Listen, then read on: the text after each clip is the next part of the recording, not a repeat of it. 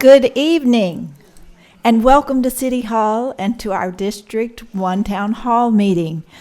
I would like to officially call this meeting to order and welcome each one of you again. Thank you so much for being here tonight, those that have come in person and those that are watching by Zoom or Facebook Live, and thank you, Charles, for making that happen for us.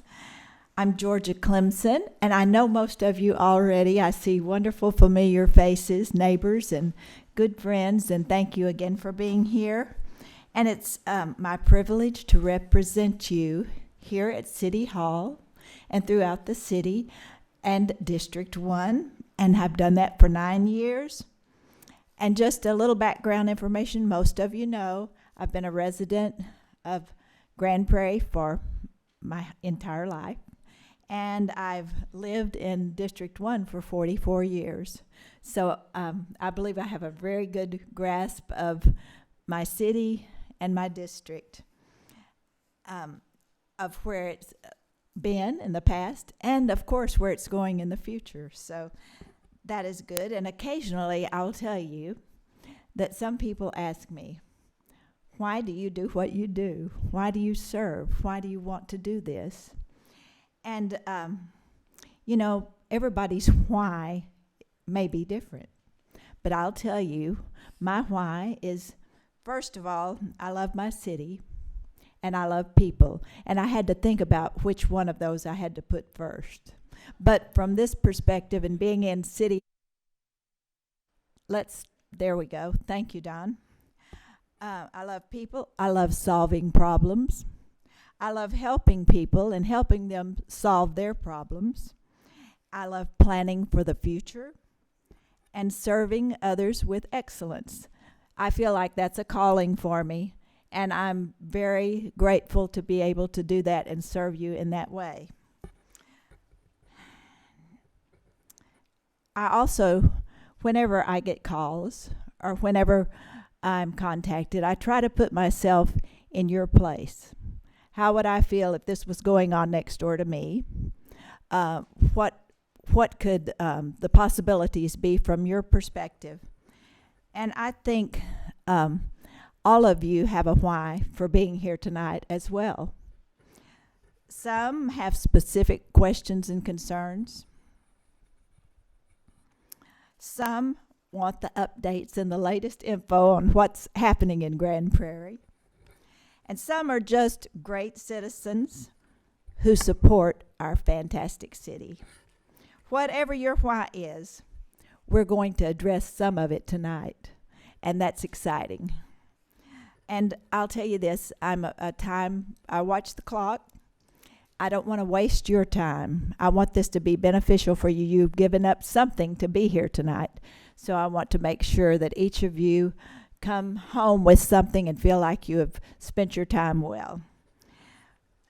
As you all know, most of you know, we have a fabulous mayor, and he and his wife are here tonight. And you'll hear more from Ron Jensen in a moment, but I just always have to acknowledge him that we're in a great place in Grand Prairie.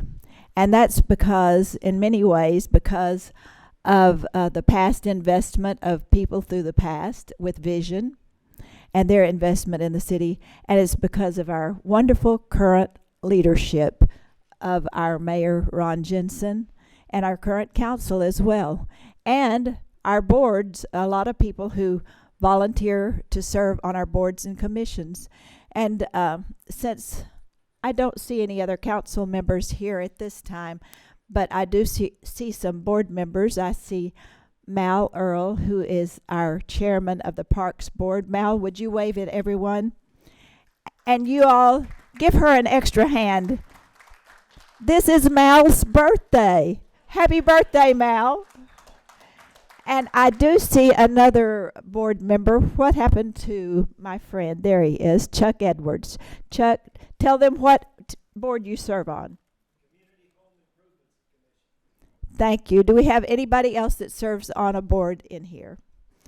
We appreciate them so much. They give their time, talents, and invest in our city and invest in each of you. So we're excited about that. Now, I would like to also introduce, at least let you know who our city manager is, Mr. Steve Dye. Most of you know him. Would you wave at everyone, Steve? You know, you will hear from our other department heads as we go down the agenda tonight. And I just want to say that our city has experienced greatness, success, and it's because of our great leadership, our great location, our grand location, and the good Lord's blessings on us and our city. And with that, I would like to first of all tell you that Mayor Ron Jensen and Rebecca are the best. They go to almost, I would say 90% of the things they are asked to participate in or to attend or support, they do it. And you don't have that kind of leadership everywhere. So we're very blessed as a city. And at this time, I would like to introduce our wonderful Mayor, Ron Jensen.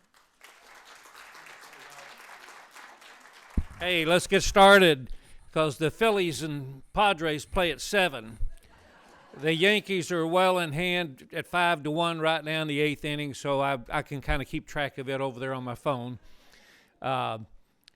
You saw some of my announcements, Bass Pro and Andretti's and everything. I've got another announcement I hope to be able to make in the next 30 days that'll fit in really well out there. It's going to be, it'll make us the staycation in the area for people that want to stay here at a reasonable price. I told Mayor Ross the other day, he and I have become good friends, and I'm going to his State of the City tomorrow. He invited me. I said, you do the big stuff. You have AT&T in Alabama, and the Cowboys play there, and your $800 a night Lowe's Live, and we'll just get the families with kids in our city and entertain them at Main Event and Epic Waters, and it's a good deal. We can work together.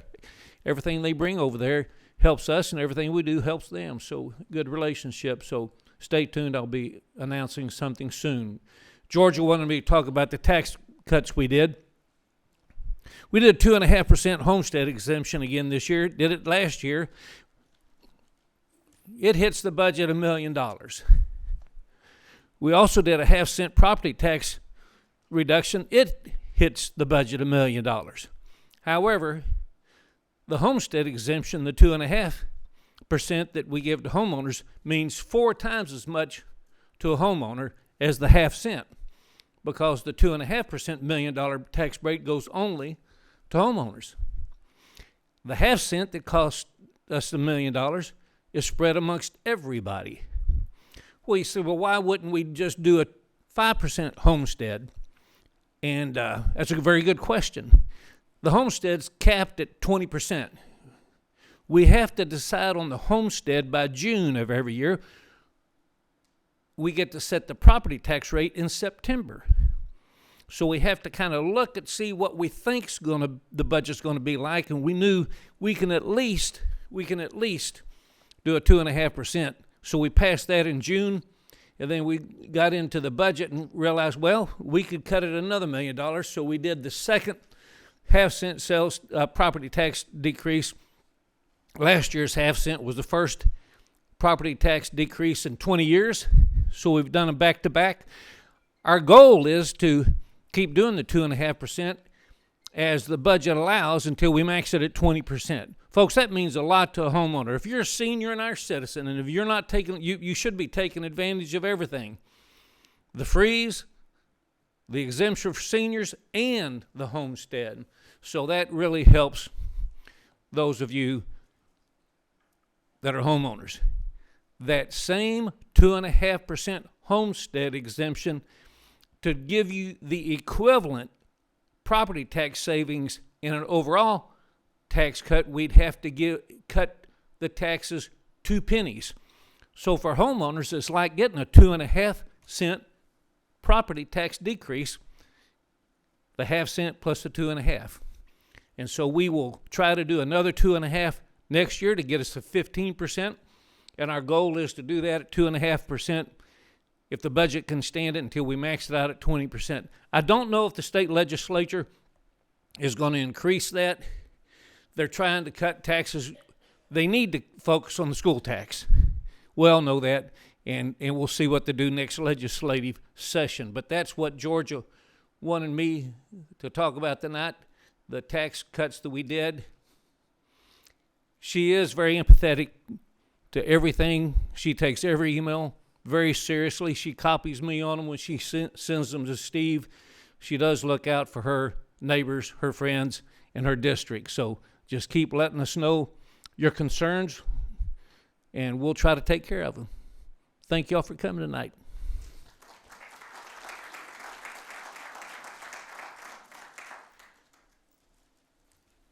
While our next very tall speaker comes to the microphone, I would be remiss if I didn't introduce Bill Hills, our Assistant City Manager, who is back here as well.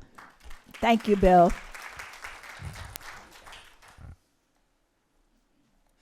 Okay, tag I'm it, the next tall speaker. As you know, my name is Daniel Cesny. I'm your police chief, and I wanted to cover a number of things that primarily fall into two camps. One is crime and safety, but the other is quality of life, both of which we really focus on at GPPD. So first of all, crime in your district, crime is down 1% over last year, so we're rocking along there.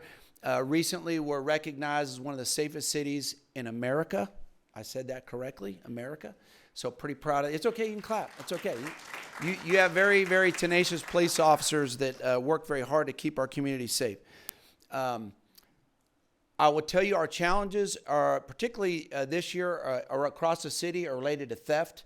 Your neighborhoods are not immune to that. So I use this joke a lot, but it really holds true in your neighborhood. I love it that you feel safe enough to keep your doors unlocked of your car. I also hate it that you feel safe enough to keep your doors unlocked on your car. We have professional thieves that'll come in from our neighboring cities. They'll walk down your street and they'll just start pulling door handles. And when they find your doors unlocked, they help themselves to the contents. So we're seeing an increase in your neighborhood of, I think, 16 total offenses across the year, almost exclusively related to vehicle burglaries. The other thing that we're seeing is catalytic converter thefts across our city. You've had some in your neighborhood on that as well. The catalytic converter problem is one across our nation. So let me tell you what we're doing about it here and then what I'm trying to get done in our state.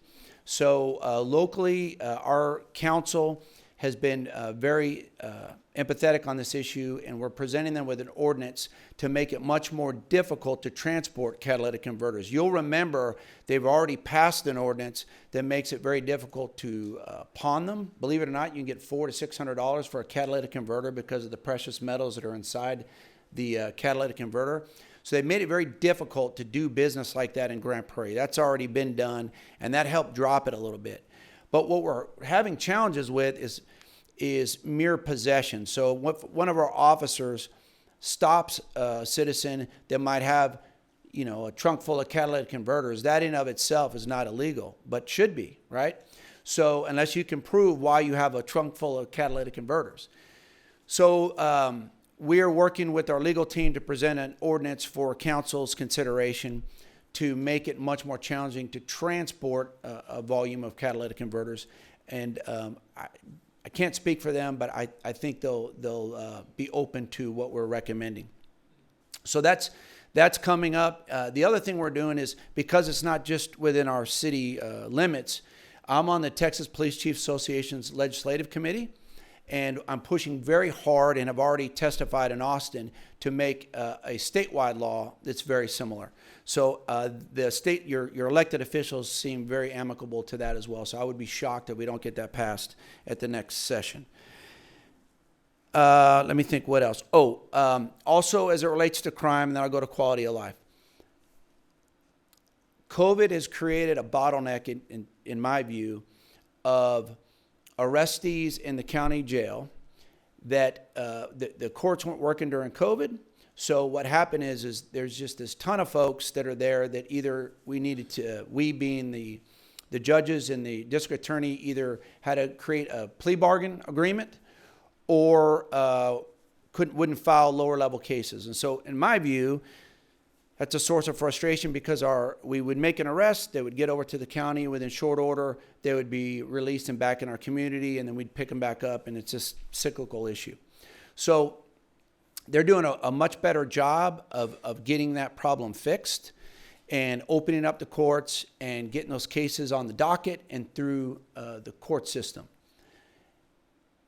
But it's not fast enough, in my opinion. So I was very fortunate to be with a number of other major city police chiefs yesterday that met with Attorney General Merrick Garland yesterday in Dallas.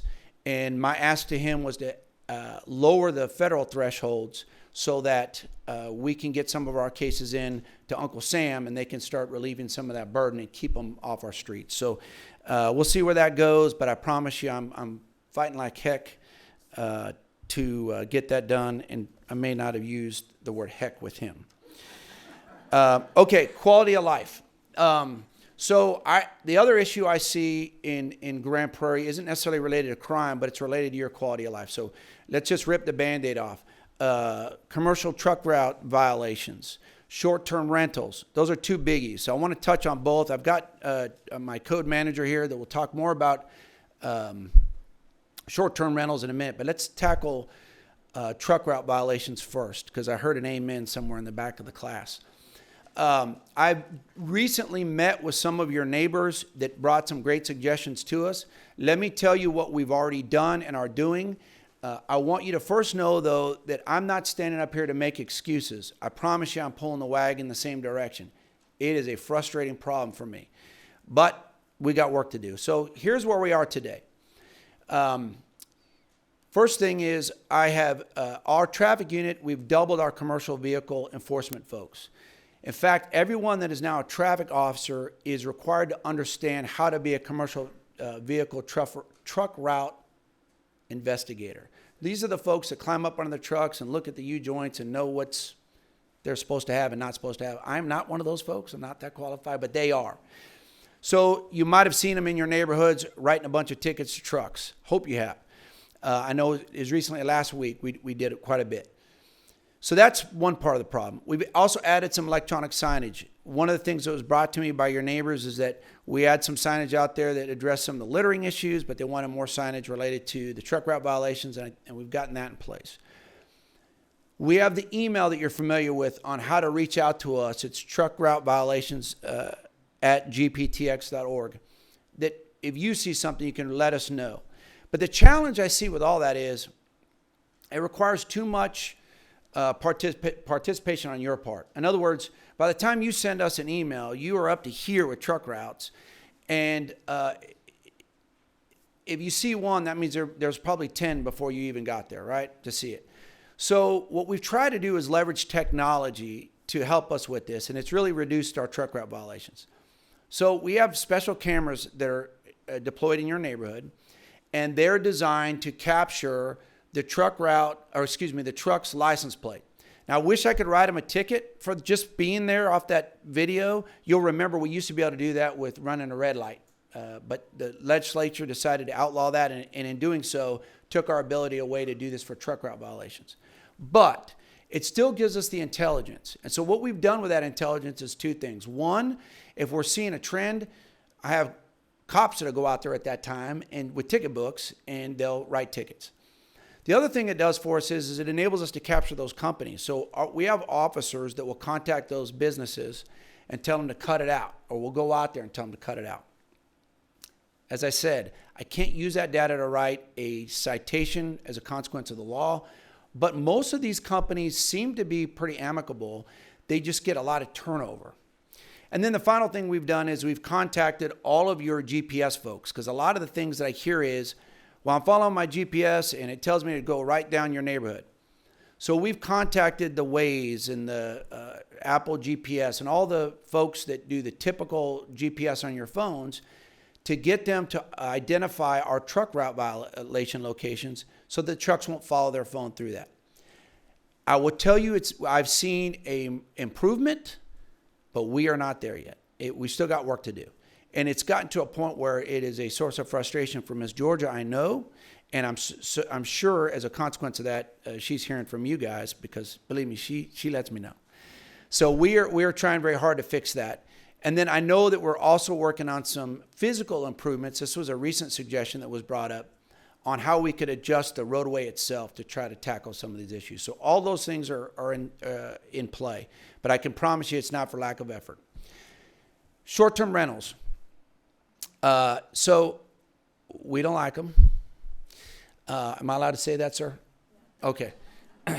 Let me tell you about short-term rentals. The law is another challenge for us because we cannot just ban them outright in Grand Prairie. At least that's what's being fought out in the courts right now. So we've taken a very interesting approach under our city manager's leadership to really limit what you can do in a short-term rental. And the council has already approved this. So let me give you an example. One of the issues we'd have would be a party. So we would go out there and tell them to lower the volume because that's all we could do legally, and they'd wait till we leave, and then the volume would go back up, right? So now what the ordinance says is, well, you can't have more than 8 people at the house, I think is the number. Maybe it's 12. I'll let my expert speak to that. You can't park on the street. A lot of things that are far more tangible. So when the cops get there now, if you're parked in the street, you may have lowered the volume when we got there, but if you got 10 parked cars in the street, you got to go. And so that's helping us legally break up these parties and lower the volume. So we're trying to attack it with the symptoms until the case law comes out to where we can maybe look at something a little more strict. And then the other thing we do is we require a supervisor to respond to all those calls. And in our computer-aided design, our CAD system, we track our short-term rentals, the ones that are registered. And we've got a vendor that helps us locate all because they don't all register. But when we identify them or they're registered, we know as we're responding to that location that it's a short-term rental. That does a couple things for us. Number one, we recognize it's not one of you having a party, but instead this is a transient issue, so we can be a little more strict. But also what it does for us is it enables us to contact the owners, and we cite the owners, not necessarily just the participants. Sometimes we'll cite them too. I mean, especially if it's an egregious violation. If it's late and it's noisy, they're probably going to get a ticket. But if there's just 1 or 2 cars parked on the street, they probably aren't reading our entire code of ordinances, but that's on the owner. So the owner's getting cited. So that's really a double-pronged approach there. So that's short-term rentals. I think I talked about trucks already, catalytic converters, crime's down, one of the safest cities in America. Your police officers are awesome. I think that's about it. And COPE, yes, ma'am. I see your question, but ma'am, if I answer it, they'll yell at me because I think I have to wait till the end. But I won't go anywhere until every question is answered. COPE program, thank you, ma'am. We have a first-of-its-kind program here in Grand Prairie called the COPE program. One of the most dangerous times for law enforcement is our interactions with people in mental health crisis. When officers interact with individuals in crisis, very often they don't have a clear understanding of the consequences of their actions, but they can be incredibly dangerous. So our strategy here is to get upstream and encounter these individuals and make sure they're getting the help they need before they're in crisis. So the way in which we do that is we encourage our citizens to sign up their loved ones in our COPE program. We will flag their name, their license plate, and their address in our system. And then in there, it'll also tell us what their triggers are. So for instance, if a citizen calls in on a suspicious vehicle, it'll alert us that it's a COPE participant. Our officers on the way will know that that's John Doe. Maybe they are suffering from paranoid schizophrenia. Loud noise or bright lights are their triggers. And maybe their loved one is Jane Doe, and she can help us resolve the issue. So we can start tagging in our partners before we even get to the scene. The other thing we do through COPE is we have 2 licensed clinicians and mental health peace officers that respond on those calls when we can. All of our officers have elevated training, 2.5 times the state mandate.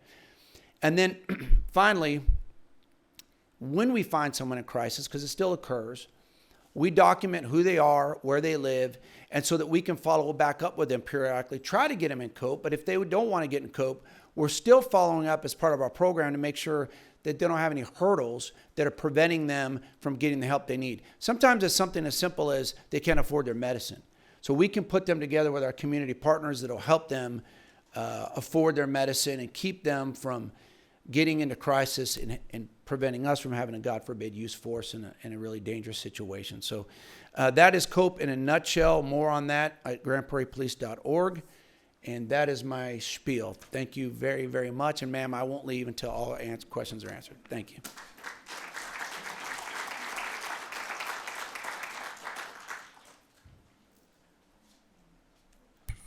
While Chad's on his way up here, Chad McGowan has a very difficult job, and that's code compliance, but he's doing it very well. Go ahead. Thank you, Ms. Jorja. You have about 5 minutes. Okay. I need about 2. So, Chad McGowan, Code Compliance Manager. Just to follow up on what the chief was saying, when those calls do go to PD, we actually get a report on those. We have a code officer that's dedicated to short-term rentals that will follow up with those and also, issue citations when necessary. Some of the other ordinance changes, the chief said we require a permit. Part of the permit application process is to submit a site plan as well as a parking plan where we can basically review with the permit applicant that, reiterate that there's no street parking allowed. And it's an annual permit, so we'll have an annual inspection. So we can go into the house, we can look for code issues, make sure that the smoke detectors are working, look for fire extinguishers, those kinds of things. So we do have a lot more oversight. The max on the occupancy is 12, but it is limited to 1 person per 200 square feet of livable space. So if the livable space is 1,500 or 1,600 square feet, it would be 8 people. We also require that they notify the neighbors within 200 feet of the property. We're kind of working out how to enforce that. So if you do see a short-term rental come up in the area and you haven't received a notice, please let us know so that we can reach out to the property owner. As far as what was said about not everyone being permitted, what we're doing now, we've gotten the word out. We've contacted all the property owners that we've been able to contact, and we've received, we're at 132 permits. We have about 180 short-term rentals in the city. We're at 132 permits with 7 pending applications, and they're pending based on the inspection or payment. What we're doing with those other 40 or so, we're combing the Airbnb, VRBO, and websites like those. We're creating reservations to get the numbers, and we're using those numbers to contact the property owners. We were at about 100 before we started doing that, so it is working. For the ones that we have contacted and we're still not getting a response, we've begun issuing citations to those. So hopefully, we can get that number close to 100%. And our code officer is Jimmy Cervantes. I don't know, some of you may have already spoken with him about these issues, but you can always contact the code office and speak with him if you have any concerns, or you can contact me as well. As far as reporting code issues, our 311 portal is currently down. That's if you go to the code compliance website. We had an upgrade to our software and we're having some issues there, but you can still report code issues, code complaints to codecomplaints@gptx.org. You can call the office, and we have a contact list back there with all our contact info, and then we also have the phone app that you can use to submit code complaints. Once a complaint is submitted, we do have timeframes for certain things, so we appreciate your patience. High grass and weeds, we have a 7-day turnaround, so we'll issue the notice. We'll give them 7 days to mow the yard or whatever, and then we'll go out and we'll issue a citation and abate it. Outside storage, 10 days. Unattended vehicles, there's some confusion on that. Unattended vehicles have to be out there for 48 hours and not be moved. One thing that we've done, you've probably seen it before, where the code officer will go out and chalk the vehicle and tag it. We now have a device, it's called an iChalk, and it's all digital. So we have some residents that play the game of they'll leave it. As soon as we go out and chalk it, they'll move it 2 feet, and they get away with it. Well, now when the code officer goes out, there's no sign that they've been out there. So that'll help with enforcement of that issue. If you see oversized vehicles in the residential area, commercial vehicles in the residential area, parking across the sidewalk, those issues we can take care of immediately. So there's no time frame on those. Once they park, they're in violation. So yeah, those are the ways to report those issues, and those are some of the time frames on our enforcement. We are short a few officers. So if you guys see an issue, please call it in. We've got 3 officers that are covering 2 areas right now. So any help you can give us, notifying us of issues, we'll get out there and respond as soon as possible. Thank you.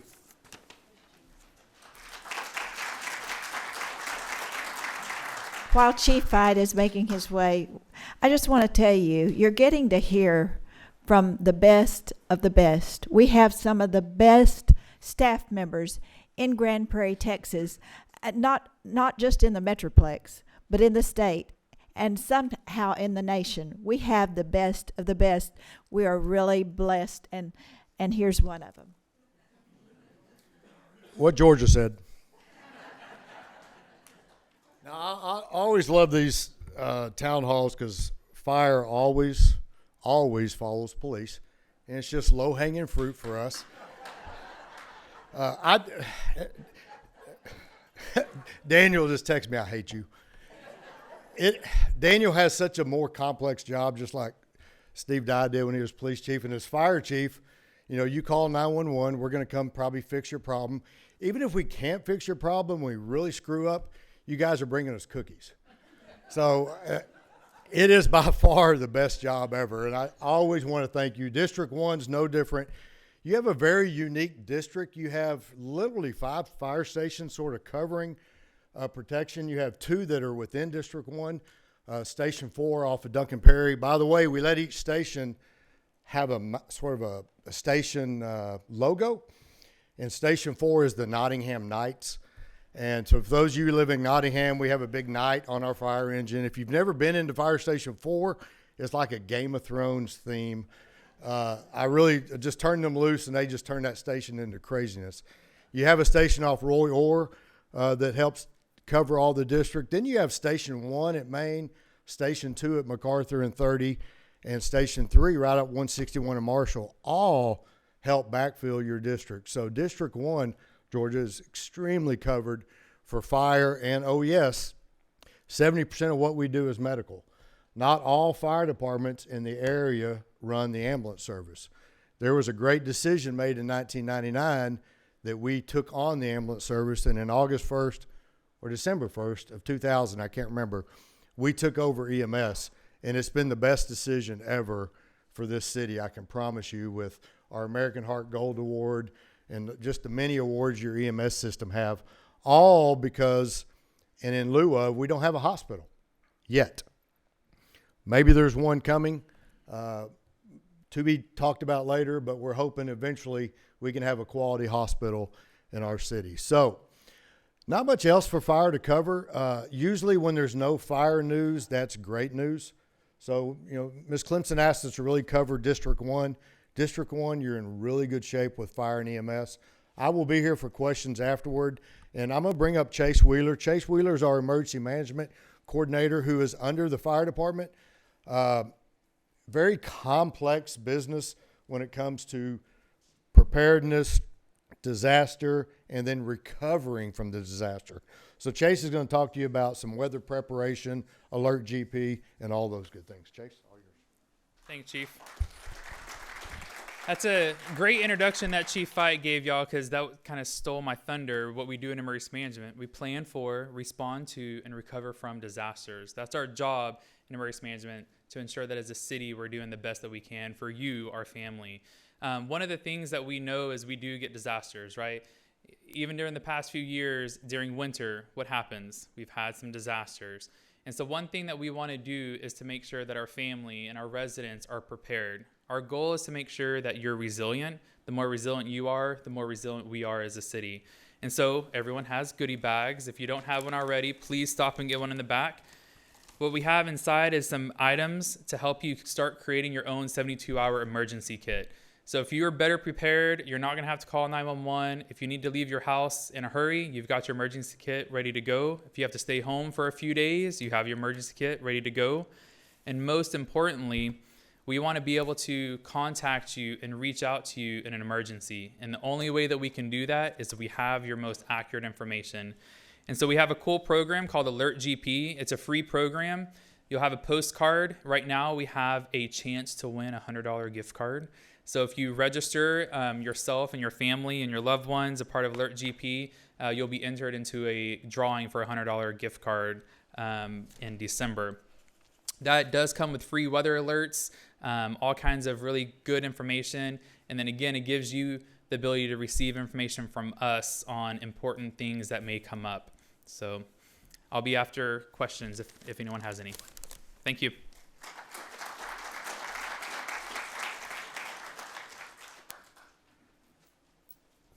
Actually, Marty Weeder is fabulous in economic development, and he always has great things to share, and I know you'll be glad to hear from Marty. We've got a couple of things. But you know what? I'm technically challenged, so I'm going to try to bring up a PowerPoint. When this all got closed, I think it may have created a problem, so I may need to call on somebody to help me out here real quick. I'm not sure what I need to do that, but I'm going to do my best. Amy, thank you. If you'll step in. And while she's doing that, I'm going to tag on to a couple of things that you heard shared and tell you a little bit about what we're going to discuss. The two previous groups before me are so important with the momentum that we've been able to begin to achieve in the way of economic development. Let's face it, for people that are looking to maybe stay in a community or to come invest in a community, the fact that you've got a great police force, and thank you. Is it not? There we go. Thank you. I owe you. Thank you. Yay. The fact that you've got a safe city, the fact that one of the safest in all of the state and in all of North Texas, but for that matter too, to have a fire department that's an ISO 1 rated department that provides benefits to not only our businesses, but to you as citizens on your insurance is extremely important. What I want to do is take you through a couple of things tonight. There's a lot of good things going on, but we're going to share two good things specific to District 1, a couple of others that are elsewhere in the city, and then also tell you about something that the previous chief kind of hinted at that I'm going to make you more aware of tonight.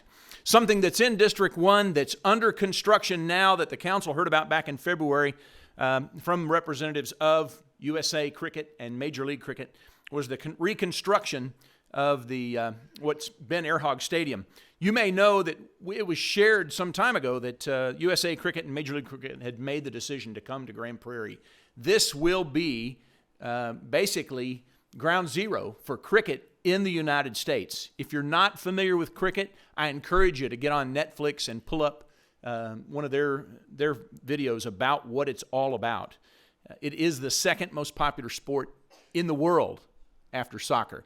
And there's over 400,000 people that subscribe to a channel known as Willow that's kind of like the ESPN for cricket. You can get it on your cable channel and watch cricket 24/7. Major League Cricket has partnered with USA Cricket to launch a shorter version, T20. It'll only be 3 hours in length. The stadium is being reconstructed now by a group, two different groups that have been very much involved in stadiums in North Texas, both AT&T and Globe Life Field in the past, as well as NRG down in Houston, Manhattan Construction and HKS, both involved in that. This will give you a little bit of a picture of what it's going to look like. Yes, we required them to enhance the suites and do some things in addition to making several improvements that'll host Major League Cricket matches and USA International games. We'll have the corporate headquarters for USA Cricket. They're going to add a national training high-performance center. We will host several matches of the 2024 World Cup from the International Cricket Council between the United States and the West Indies, and we'll be the home of the Dallas, or what we think may be called a Texas franchise. But it's not just for cricket. you'll see up there, there's several other things they plan to do in addition in the way of festivals and community events and private events. So it'll make a lot of change, and we're thrilled they're coming to town. You may have seen this was pushed out just a few weeks ago. The demolition is nearing completion, and they're going to start work shortly on all the improvements they plan to make. And if this will work, we're going to see. I'm going to show you at least a little bit of a clip real quickly about what it's going to mean if we get some volume.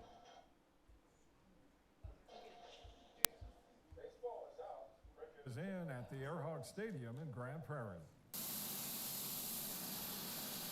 On Monday, work began on a $20 million makeover that will convert the vacant baseball arena into a world-class venue for Major League Cricket. It's going to be converted from a baseball diamond into a cricket oval, cricket field shapes. Let me see if I can get it. I'm going to go back and see if we can get it a little bit louder. Just one second.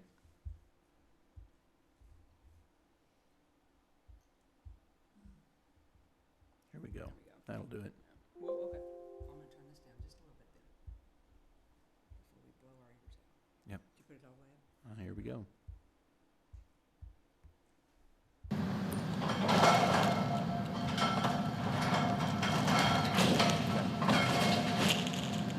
Baseball is out, cricket is in at the Airhawk Stadium in Grand Prairie.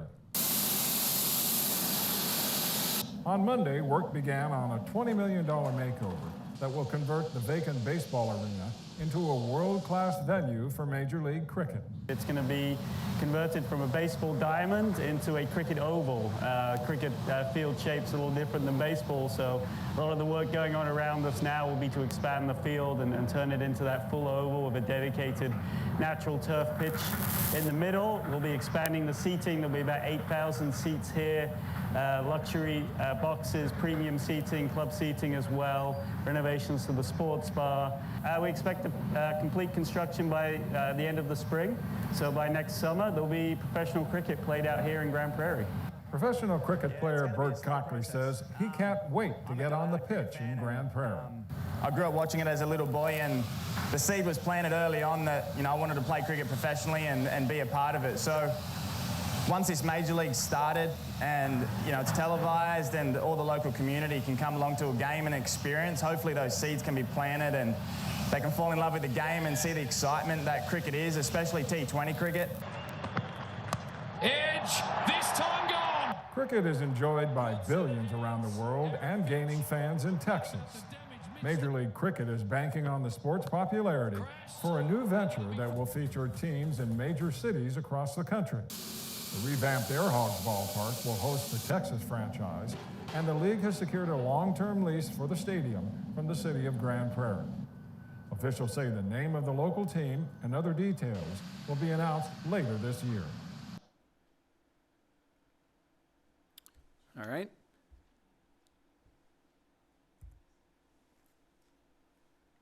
And it's not letting me proceed. I apologize. Just one second.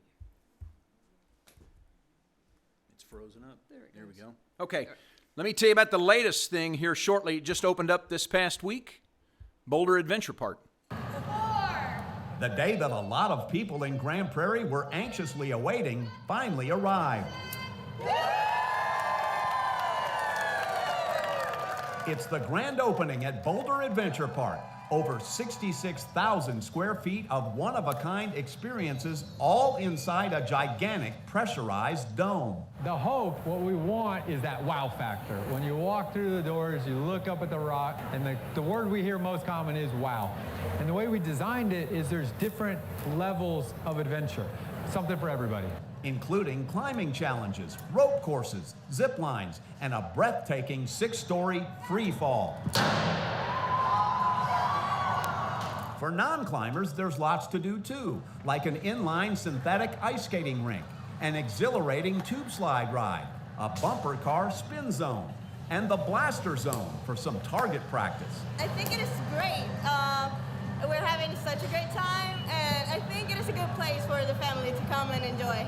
Boulder Adventure Park is the latest unique attraction to arrive at Epic Central, the city's world-class entertainment destination that includes the Epic Mega Recreation Center, Epic Waters Indoor Water Park, Playground Adventures All-Access Playground, and the Summit Active Adult Center. And coming soon, 6 restaurants, 2 hotels, and a conference center, along with a spectacular water light show. Being a part of Epic Central, there's such a great lineup of things that are already here, and then now Boulder's honored to be a part of it, and then even more is coming. So Epic Central is just an amazing place to be. To find directions, hours of operation, or ticket information, go to boulderadventurepark.com.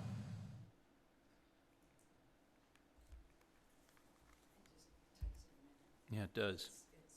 Big file. We want to show you a little bit more about the momentum that you heard the mayor talk about earlier, too.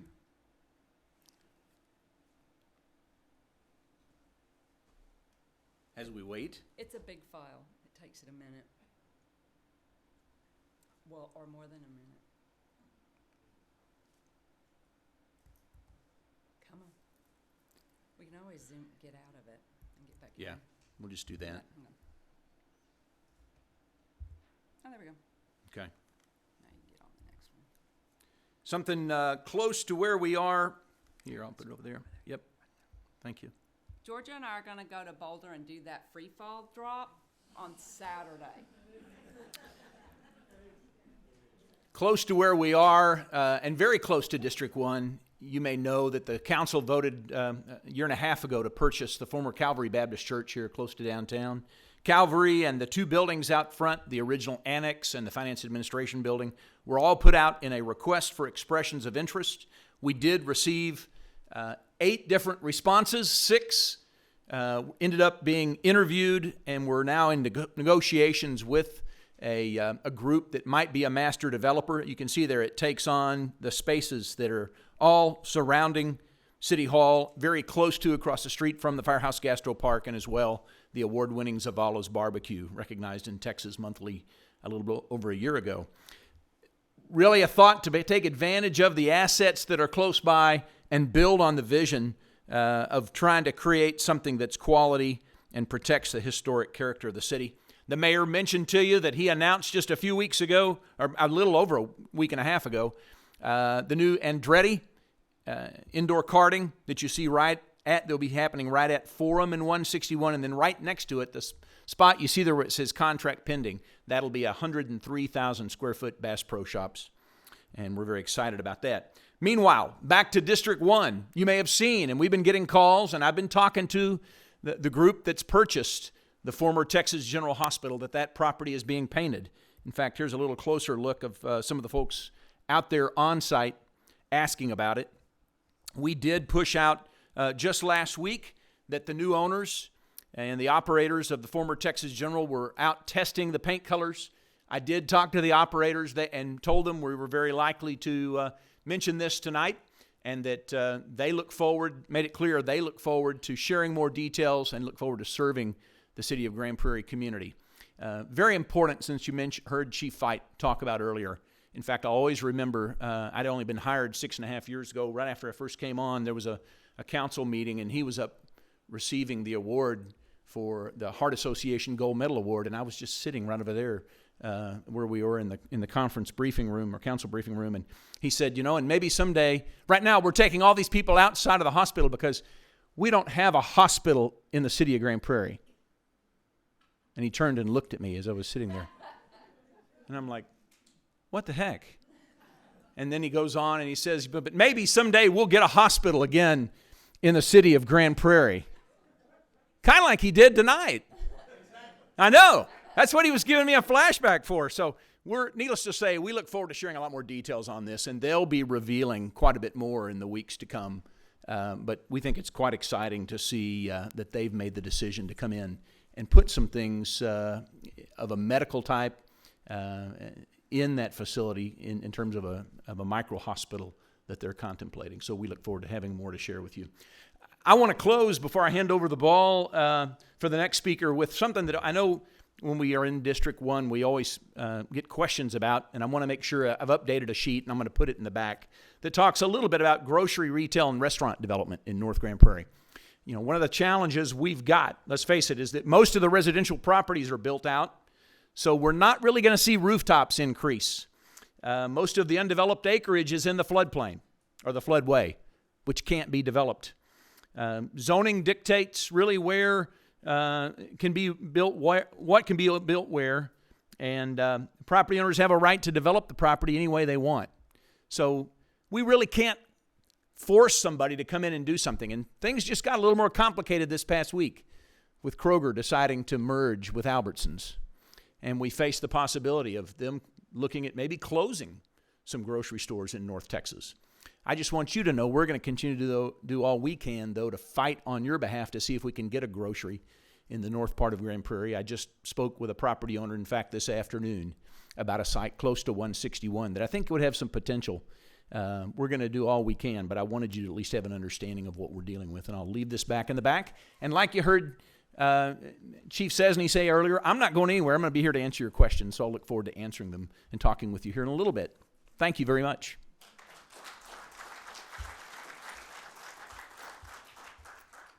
Thank you, Marty. And next we have Gabe Johnson, who's Public Works. And it's not as exciting as economic development, but if we appreciate our water and the fact that we can flush our toilets and take showers and stuff, he's pretty important in Grand Prairie. Thank you, Miss Jorja. We are the unsung heroes. We don't get big flashy trucks like fire, so sorry, Chief. No bells and whistles. That's right. So tonight I wanted to talk about some of the street projects we've got penciled for FY23 in District 1. Just to reiterate, if you haven't heard my spiel already, we have basically two pots of money that we fund for street projects, and these are maintenance projects. One is what we call pavement assessment. That's typically an allocation of around $4 to $5 million per year through CIP. So that's something that council votes on, approves, and then we get funded come October 1. And the other pot of money is quarter-cent sales tax. So a quarter of all the cents goes towards street maintenance.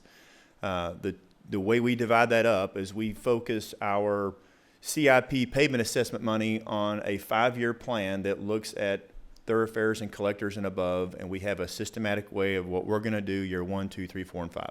So that's kind of set in stone. The quarter cent, we focus on residential streets, and we try to break that up by district, so each district will get some allocation of money.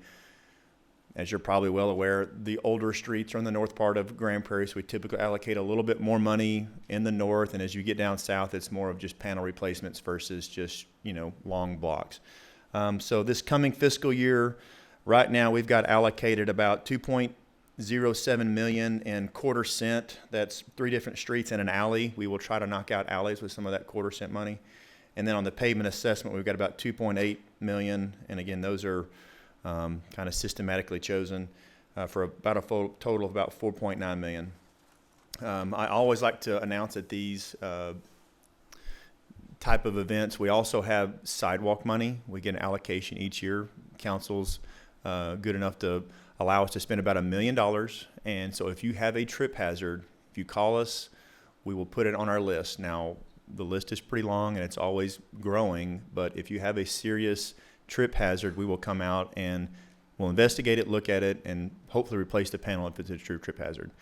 So how you report these things, and thank goodness Chad told me he was going to steal my thunder, but he didn't. He let me talk about it. We have a pretty easy way to report issues, and it's not just my issues, it's any issue in the city. If you go to the home page, and I think at the very top it says report an issue, you click that button, it will take you to a page that has all kinds of things you can report, anything from dogs to code enforcement to streets. So potholes is one, street lights out is one, sidewalks. Go there, plug it in, and it will get routed to the correct group, and then we'll follow up. If you would like to contact me directly, you're more than welcome to do so. I'll be hanging out in the back afterwards. Be happy to give you my card, answer questions. I can go over any of the ones that are on the list. Be happy to talk about it. So if you have any questions, I'll be hanging around towards the end. Thank you.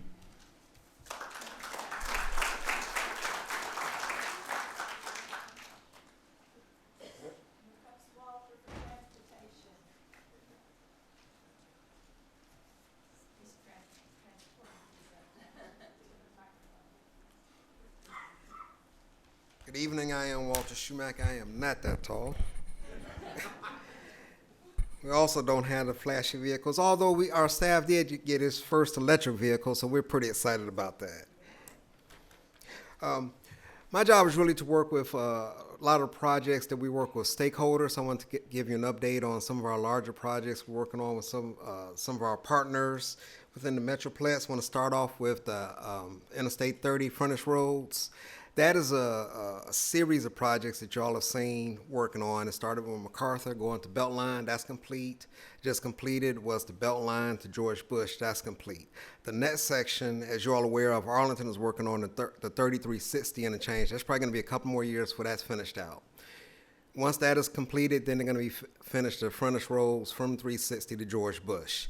That is currently under design. They're going through environmental clearance right now, so it's anticipated that'll probably start at the tail end of 360. Take a couple of years to construct that. That will include rebuilding of the Great Southwest Bridge that goes over I-30 and also the Duncan Prairie Bridge. Wildlife Parkway. Wildlife Parkway is an extension project. It's going to be going from Beltline. Right now, it ends right at Hard Rock. It's going to be extended all the way to George Bush. This project we're working on with Dallas County. Project is ready to go to construction. In fact, we're going to be having a groundbreaking ceremony on that next week, I do believe. It's going to go to 4 lanes, concrete roadway. The extension goes over the creek there, so it'll be a bridge on that. So we're really looking forward to that. It'll be about 2 years of construction. I'm going to take a little bit of my partner in Parks thunder on here because I want to tell you all one of the real benefits for staff when it comes to these meetings like this. The Wildlife Parkway project has been under design for quite a while. At the western end of it is the trail, the Goodlink Trail. Now, the way we designed it in order to take care of the trail was to bring it up to the street, and we're going to swing it to the traffic signal, and that's where you're all going to cross. A little while ago in one of these meetings, we heard from you all that had some concerns with people coming up to the traffic signal crossing over there. So as a result of hearing from you all, what we're going to do, we're going to continue what we had in design, but we're also going to have a little intersection there. We're going to swing it back to the east, take it under the bridge, and then swing it back up to connect to the trail. So that way, you really have a choice. You will have a choice to either go to the left, cross over the traffic signal, or not have to deal with the traffic at all and go under the bridge. Really excited about that. I think it'll be a good system for that. And the result of that, I would love to take credit for that as the engineer over it, but quite frankly, we got that information from you all, so thank you all for that. Kind of tying in to what Marty was talking about on downtown. We are really looking at revitalizing all downtown. So I'm also working with TxDOT and North Central Texas Council of Governments as well as the counties to what we call the turn back job. It's primarily with Main and Jefferson. Let me explain what's going on. Why do we call it the turn back? Main Street is currently a TxDOT roadway, SH 180. Whenever you want to look at trying to revitalize or do anything with Main Street, in order to do that, we have to get permission from TxDOT to do anything. Driveway, sidewalk, whatever, we have to get for that permission. Well, when we really want to do some extensive work, the easier way to do it, and something the state really supports, is turning that responsibility over to the city so that we can do with it in accordance to what we really have a priority for. So what are we going to be doing? On Main Street, as we revitalize that and make it much more walkable, as you've already seen with the remodel of the City Hall here, as you've already seen with some of the new business, Savalas is going up, we're going to reduce Main Street between George Bush and Beltline from 4 lanes down to 2 lanes. That's going to give us the ability to have good walkability. It's also going to give nice landscaping in that area. Okay. And if we reduce that to 2 lanes to make it much more drivable for the businesses, to make it much more walkable, we also have to deal with the heavy truck traffic, as says the chief talked about earlier. How do we recognize the vehicles that either want to go through the city or the trucks that are currently on the road? What we're going to be doing is swinging a lot of that traffic over to Jefferson Street. Okay, I talked about how we're going to do the road reduction between Beltline and George Bush. Down on our eastern end, if you're all familiar with Jefferson and Main Street coming together, we're going to build a very large roundabout. We're going to take the signal, the stop sign that's currently in there, we're going to make it a roundabout specifically designed for trucks. We've also already got permission with TxDOT to put large signage up, digital signs, to direct the trucks there and take them over to Jefferson Street. Jefferson Street is already built primarily as a 6-lane roadway. That's kind of what I call phase 2 of a four-phase approach to this. Third part of it. All this is associated with the turnback in order to make this work in a smooth fashion. Most of Jefferson is in very good shape concrete-wise, except for the small section between approximately Carrier and George Bush. That's asphalt through there, and the asphalt is already unraveling and is not in great shape. So that's going to be reconstructed to make it specifically for truck traffic. That's the third phase. Fourth phase. Now, we're working with the Texas Department of Transportation. We're working with the county to make this happen. Everybody's working together to make that happen. Once you get past George Bush, we enter Tarrant County. Tarrant County we're working with Tarrant County, and they're going to help us fund, because if you continue on Jefferson Street, it actually next down to 4 lanes until you get to Arlington. We're going to widen that out, reconstruct it to be full 6 lanes all the way. That funding is just getting approved, so we got 4 phases to make the turnback job work. The first 3 phases I talked about, the road reduction, the roundabout, and the reconstruction for Jefferson Street, those are currently in design right now. We're anticipating going to construction probably within the next year or so. Probably about 2 years for all of those. The Jefferson, since that's a fairly simple reconstruction, that'll probably be the first ones you all will see. We are just beginning to get the design engineers for that Tarrant County section of Jefferson Street, so you'll be seeing that kind of on the tail end. Once that is done, 3 to 5 years from now, downtown is going to look very, very different. It's going to be revitalized. We're excited about it. Included in all of this is, in our roundabout, we're going to have some artists come up. The road reduction actually includes another separate roundabout where Dalworth and Main, that's going to become a roundabout also. We're also going to take the traffic signal out at 5th Street. So it's going to be very drivable. It's also going to see a lot of artists in there. Again, it's going to look extremely different. We're very excited about that. Last thing I want to talk about is our rideshare program, which we call VIA. It's a rideshare where you go on your phone, you app with an app, and for $3, basically somebody will come pick you up. It is not door to door. You have to walk to the nearest intersection, and it takes you any place you want to go within the city. We kicked this off last April. We weren't really sure exactly how excited about it was going to be. It is really boomed up. It is going very, very well. We're really excited about how this is going. If you've probably seen the vans around the city that says Via Grand Prairie, has like the little green, that's Via. So we're also very excited about that. And I believe that covers what I was going to cover. And again, as my other partners have said, we'll be around after to answer any questions. Thank you.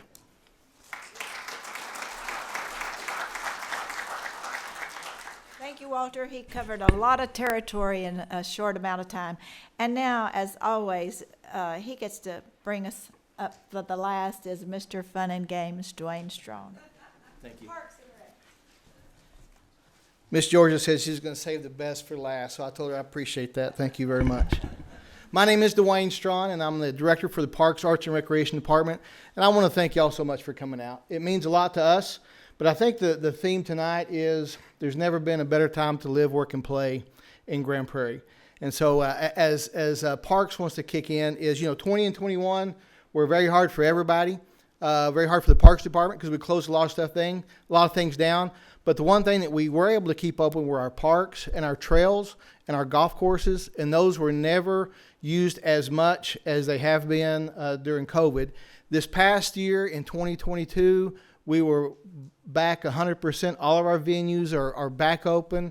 We're back up to our pre-pandemic memberships, and our events are just blowing and going.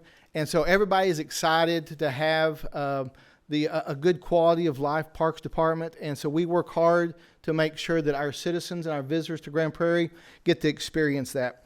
At the back, please, before y'all leave, there's a lot of stuff that the departments have left for you. There's some great information. There's a lot of goodie bags, but there's bits and pieces. But there's an event calendar back there for your use. I just want to go over a couple of them. We do have a lot going on for October through December. The one of the main ones we have is Street and Treat on Halloween night here at City Hall parking lot. That's a very, very large event that we have for the kiddos. It's very well lit, it's very safe, and so please make sure that you visit that with the kiddos. Veterans Day. Can I see the hands of any veterans that we have today? Thank y'all for your service. We appreciate that.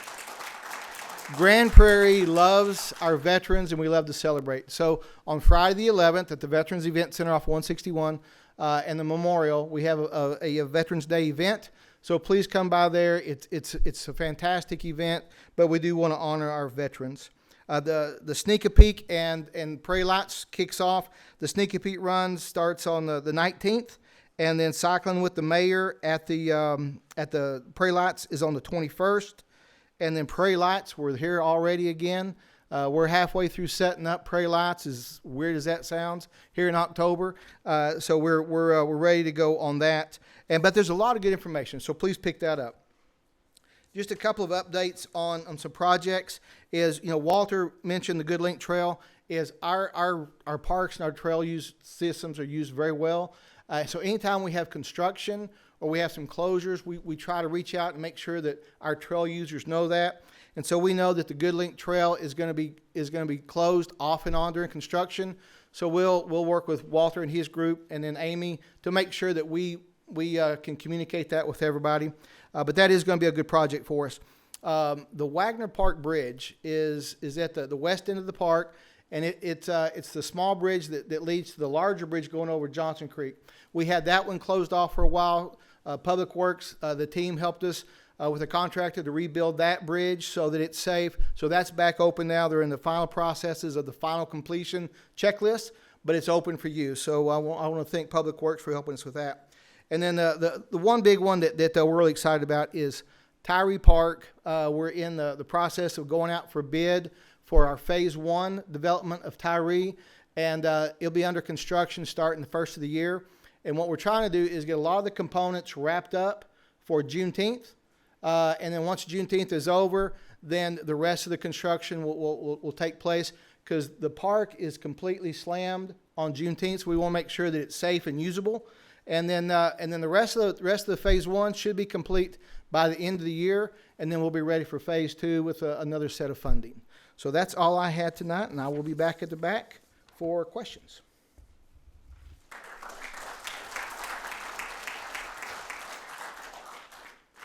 Excellent. That was fast, and we're a little bit ahead of schedule, which is good because I've seen some of you taking notes for questions. So we're to the questions and answers period, and Amy is going to help us because we need to hear the questions. She will come if you have a question, and we will then go ahead. You want to give us some rules that they can't hear?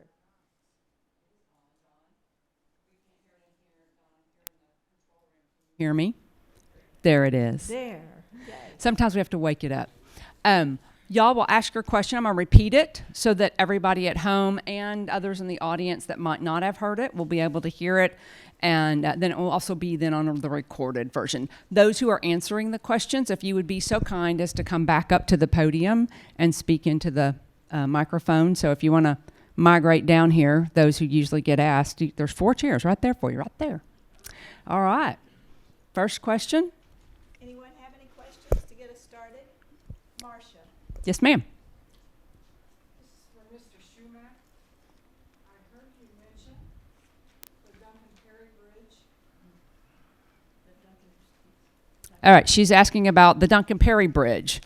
Okay, that's going to be Gabe and I together. The Duncan Perry Bridge I was talking about was the one that goes over I-30. When the I-30 frontage road is going to construct it, that section of Duncan Perry will be reconstructed. I'm sure you're talking about the one that's just north of Egyptian. Yes, Yeah. ma'am. That is the Low Zone Bridge. I'm going to start off with saying that is in the design. Gabe is the project manager taking care of that, and he's right here to help you out with that one. You notice Walter was quick to punt that to me, so he knows. So that is actually a TxDOT project. So we are participating with TxDOT on that design. We're going to get schematic design on how that's going to look. We may end up pulling it south. We end up keeping where it's at. The bridge is in bad shape. We got to figure out sidewalks to get across it. So there's a lot going into it, not to mention utilities. If y'all don't know, there's a bunch of utilities underground. TRA's got a line. We've actually got a sewer line strapped to the bridge. So there will be a lot of work on the underground portions first, and then you'll see the bridge come behind it. But as far as timing goes, I don't want to tell you a time frame yet because I don't have a good idea for when that would actually be completed. A quick mention, once we get the timeline, we're going to get community input on the options once we know what those options are. Is it going to include the part of Duncan Perry that goes from that small intersection, that is truck? So will the project include improvements on Duncan Perry as well? Because where those two streets, I believe it's Prince John and Harold's go Mm-hmm. off Duncan Perry, there's a drop off there. And I hit it once and it cost me a couple grand. Yeah. That's actually Walter's department. Walter. Sorry, Walter. So the Duncan Perry TxDOT project is really just the bridge itself and any tie-in. So really when you think of just the bridge and how it, again, if we decide to look at different options and if it's pulled a little further south and you've got to tie it back in, it's just the tie-in piece. That's all TxDOT. TxDOT really just focuses on the bridge itself and whatever it has to do to tie it in. So there's no other expansion past that or extension past the bridge. But would that be appropriate to say at the public meetings, then that kind of input would be acceptable? Yeah, sure. When we come back for the bridge input, bring us all your issues. That could fall on the city, but you all know how responsive we are. So if there's a problem in that area that also needs to be addressed, we certainly want to hear from you and address that as well. I would say let's get clarity on what the bridge reconstruction is going to look like first. And if it doesn't go that far, which it may not, then we'll address that at that time. Also, we're still working on a few options for the trucks and how they integrate with the school and all of that in that area. That's some ongoing work that the chief is still working on at that intersection as well. Thank you. Okay. All right. Next question. Yes, ma'am. Oh, I'm sorry. Whitney, and then we'll take Laura. In Nottingham, y'all have dug in some of our yards for utilities. When will that be finished and the holes filled in? So in Nottingham, there has been some digging for utilities. Do we know any? Well, are those franchise utilities? Could it be Is it cable? are they running fiber or cable? If you give me an address after this, I'll get your address and try to find out. I'm assuming that is probably fiber, especially if it's long linear along all the properties. That's typically fiber. If it was around the meter box or something like that, it would be us. But I'm guessing it's fiber. But more than likely, that's some sort of franchise. But again, I'll talk with you afterwards and get you better information. Laura?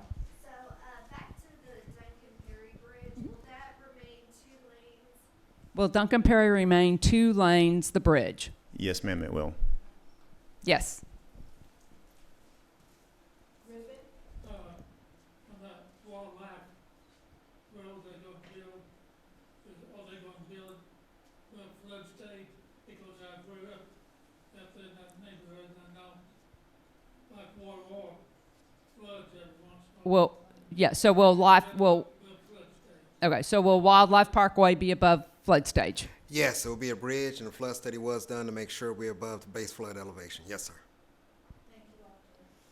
Yes, ma'am. This is my first time ever coming to a hometown meeting. My name is Barbara Hawkeye. Oh, Barbara. I've talked to her twice, but I have never seen her face. And I came to congratulate you and to thank, I believe his name is Chad McGowan has been. He worked, y'all worked on the program or?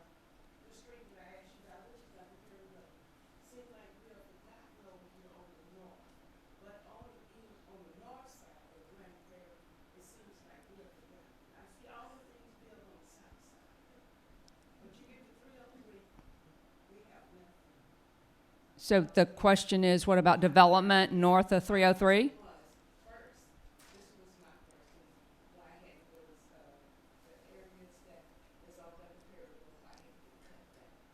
Why haven't the trees on Duncan Perry been cut back?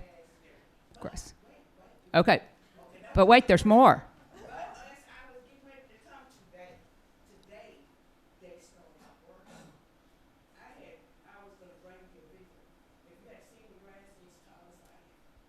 Okay, so, and now it's being cut. Okay, good.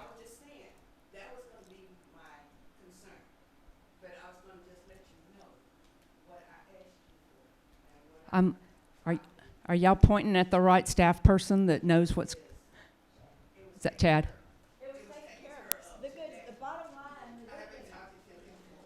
All right. If it's done, Chad will take credit. Yeah, Chad wants credit for that. Yeah. Well, thank you so much for sharing that with us. I'm so glad to meet you tonight. We have other questions. Yes. Yes, Dr. Brown. There's a lot of traffic on Egyptian between Carrier Parkway and 7th Street. Traffic on, I'm just going to repeat for, yeah. People parking on both sides of the road, it's a chancy situation. So people parking on, My philosophy is the street needs to be wide at least 2 feet. so Egyptian, lots of traffic and people parking on the sides. Egyptian from which, from Carrier to 7th? All right.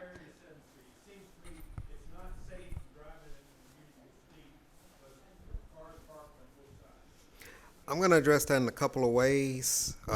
First of all, straightforward, there are no current plans to widen the Egyptian Way.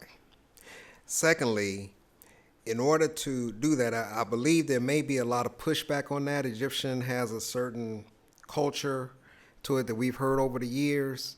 And so there are a lot of things we can do on different streets, such as Carrier, such as the construction of wildlife, that will alleviate, we hope to alleviate some of that traffic, especially when the frontage roads are fully engaged through our city limits, where you'll see that happening.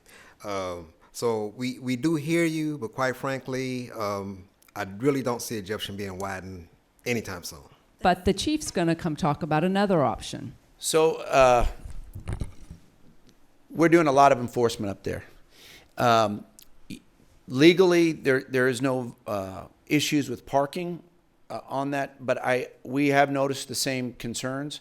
And so sometimes cops up there writing tickets slow people down, and they've done quite a bit of that. So we're keeping an eye on that best we can, sir. We're up there anyways because of the truck traffic that goes up there as well. So those officers are doing what they can to keep it safe. Thank you. Herb, did you have a question? Yeah, just about the VIA program and everything. Via? Yeah, I work in central Arlington and live in North Prairie, and if I wanted to take VIA to work or a monster truck bash or something, you know, if I was such a fan. So, yeah. Right now, VIA doesn't go outside of Grand Prairie. Yes. Let's talk about that a little bit. You're absolutely correct, sir. Arlington has VIA. Quite frankly, ours is better. Our vans are prettier. Our vans are brand new. Yes. Yes. You know, one of the things I did not tell you about with VIA that I did want to include is that, as I told you, one of my jobs is to work with our partners with a lot of our projects. VIA is 100% federally funded. There's no city funds associated with this. So we're really proud of the grant we were able to receive for that. Now, to get real for your question, right now the way our contract is, VIA takes place within the city. The exception to that is going to the schools. One of the things we really want VIA to do is to help kids get to be, and college, I shouldn't say kids, young people get to the schools. So you can go to UTA, you can go to different universities with VIA.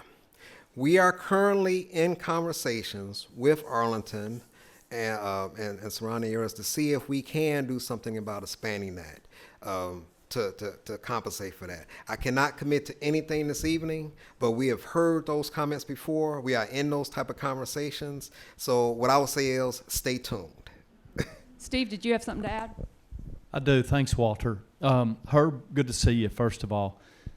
We are in a Tri-City discussion that was actually initiated by our mayor, Mayor Ross and Mayor Evans in Mansfield. Staff has had 4 or 5 follow-up meetings between city management and the teams, the respective teams. Remember, VIA is not to supplant Uber. Right now, VIA is grant funded. Someday, the city will probably have to help subsidize VIA. So this is for quality of life. As Walter mentioned, kids getting to school, people getting to work that can't afford to Uber, people getting to hospitals and that type of thing as we expand. So it is a very reasonable option within our city. And don't get me wrong, it will be able to go to entertainment venues. We're working on, as we work on this Tri-City partnership, we will identify locations in other cities, probably within about a 5-mile radius, where we will go. What we have to be careful of is that as we take people from one city to another city, we don't want the intercity response times to rise, right? So right now we're at about 20 minutes. We're trying to push that to 15. So we're going to keep that. That's the tier 1 priority. And then the tier 2 priority will, I believe, I'm confident to tell you someday, going in and out of the other cities at least at a certain distance. So Herb, tell me where you want to go. No. Yeah. Mayor? Is that? Yeah. All right. Yes.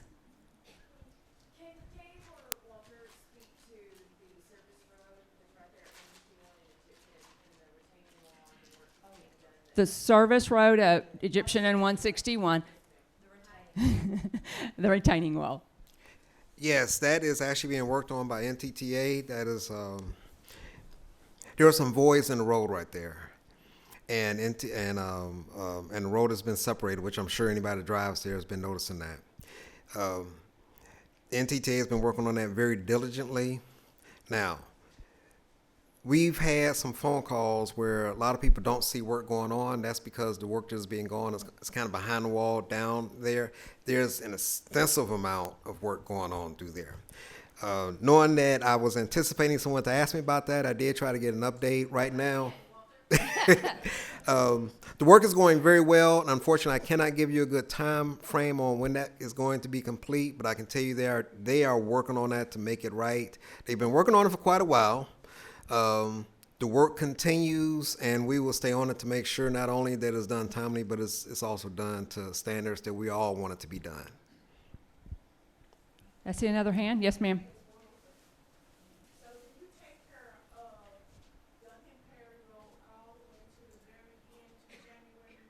Duncan Perry all the way to January Lane. All righty. Duncan Perry the whole way. Gabe? I'm going to say yes, but I'd have to verify. I can verify with that. So one of the things I can look at is, one is that we do it by section. So typically when we receive complaints about a road, we put it kind of on our list, our to-do list. And then so in Georgia's district, we'll have a list of 20 different roads. And when we go each year to assign quarter-cent money, we try to knock out the worst ones first. So it's kind of a methodical thing. If you've got, and like I was mentioning earlier, if you have a complaint on a road, please let us know. We don't typically just have a bunch of people driving around looking for roads. We rely on the citizens to tell us where the bad spots are at, and then we respond. So, yes, ma'am, you do.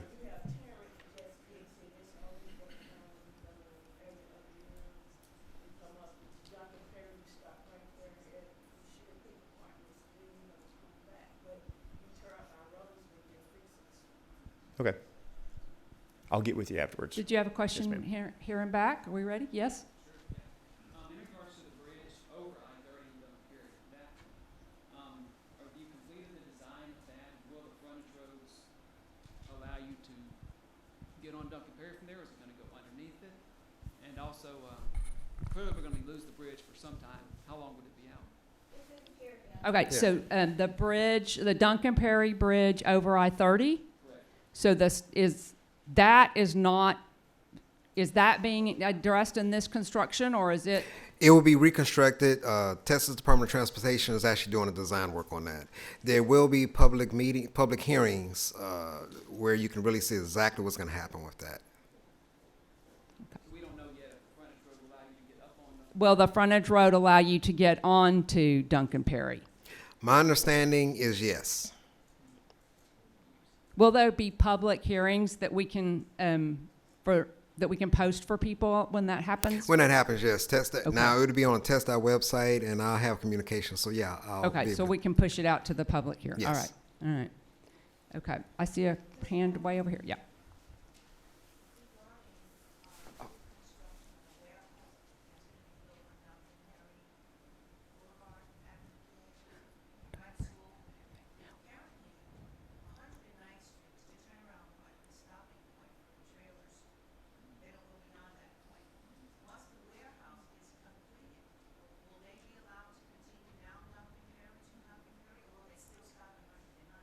So warehouses at Duncan Perry and Avenue K, will the trucks be allowed to kind of continue on, or will we, yeah. Okay, it stops at 109th. Sure. Okay, Walter, Gabe, Chief, we're all working on this project. We know it like the back of our hands. I'm going to introduce it, and these guys will fill in the gaps. As you all know, we've done a lot on that project, regraded the roadway, installing an inlet. We're going to be taking out the medians back from Duncan Perry to 109th. And I'll let Walter talk to you a little bit more about that. And then on the east side of the warehouse, he's going to be raising the curbs, I believe. Walter, I want you to talk about that so we can try to prevent those trucks from going east. And then Chief will talk to you maybe a little bit about his end. And then Gabe, if you would, give them a little bit of an update on where we're at on status. I think we're doing the inlet, and then the final thing, the playground should be moved by the end of the year, a little bit further away from the home. So guys, just fill in the gaps. That's a big project. Yeah, thank you. I think you covered most of it very well for me. Thank you. Yeah, part of the medians that is in there, one of the things we heard about is that the trucks that at the existing warehouses, they come up, they were really rutting out the medians in there. So what we're going to do is take the medians out, make that a continuous left turn lane to help out with that. As City Manager Dye alluded to, with the warehouse coming in, trucks will be able to go to the warehouse. They will not be able to go east of that. So what we're going to be doing is putting in some infrastructure on Avenue K to make that happen. So that'll happen pretty much at the tail end of once the warehouses are built. So you'll again, a little bit of stay tuned because you're going to be seeing some stuff going in there. So I want to repeat that just so everybody's just clear. Trucks will be able to go to the warehouse. They got to go there to do their business. They do not go east of that. What he said. One thing that I would add is that we're working with all the business over there to put clear signage out there to remind the truck drivers not to take a turn to the east. They're having an issue with turnover, and so sometimes they make that mistake. And we're pretty tough on the truck route violation citations up there. So a lot of signage. We've got electronic billboards out there, and that won't change. So all of the above, ma'am.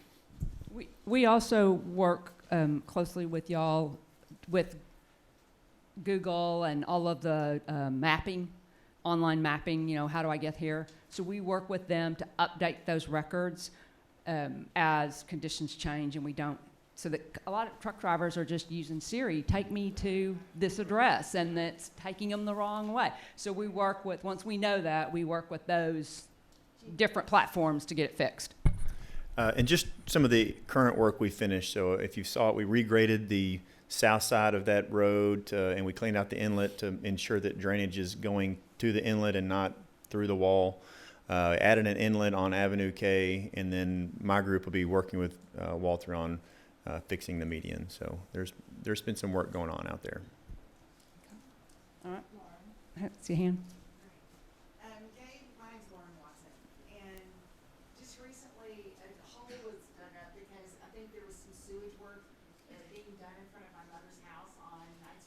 Mm-hmm.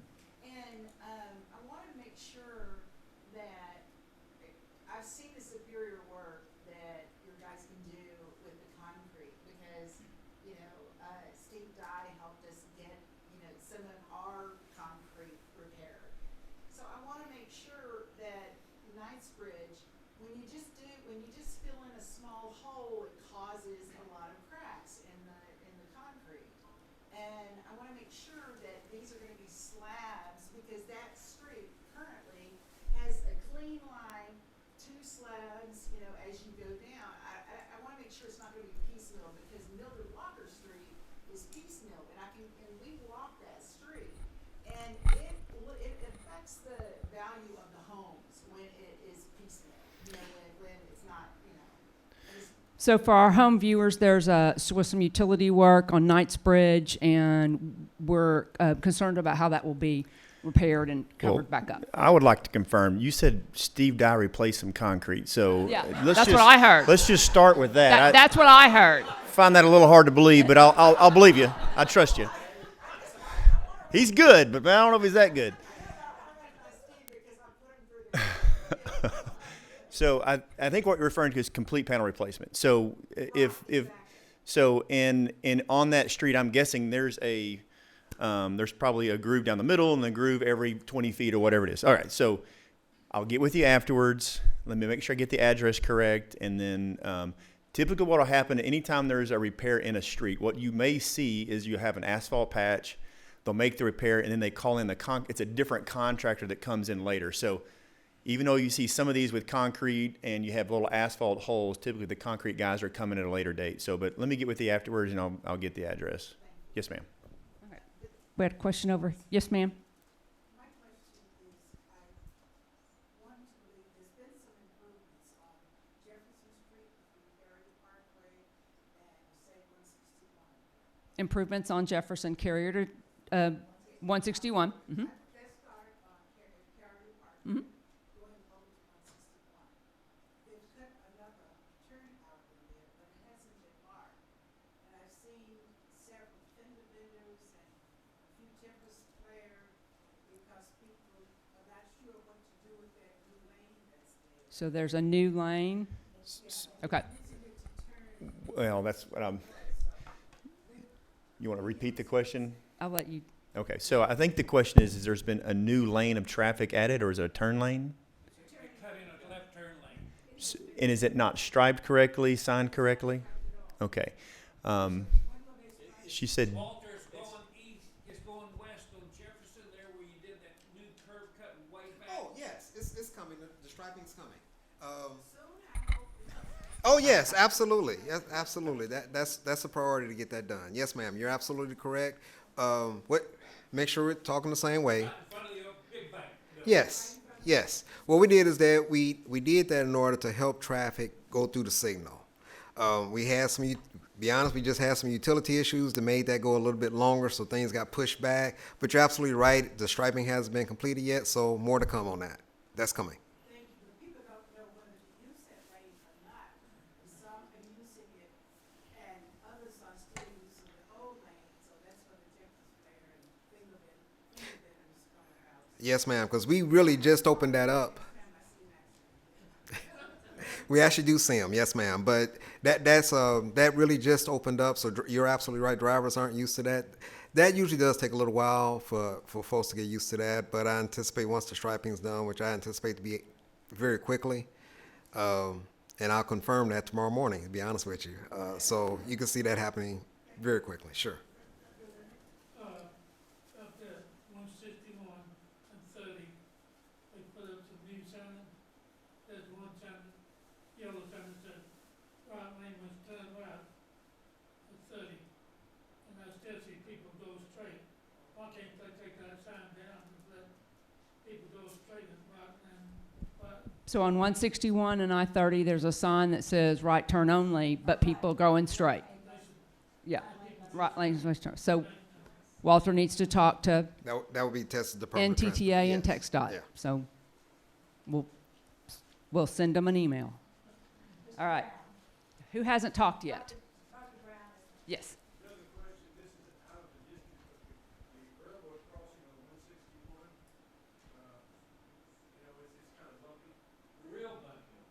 Railroad crossing on 161 is bumpy.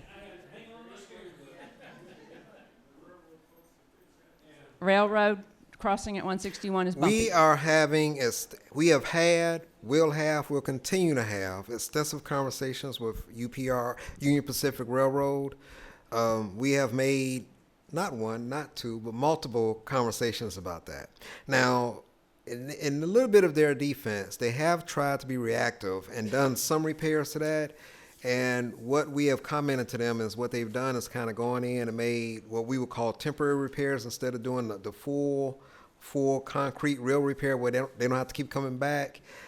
We fully agree with you, probably much more adamant than you're talking to us right now, so I appreciate that. But we are in multiple conversations with them because we see and feel and drive the exact same thing.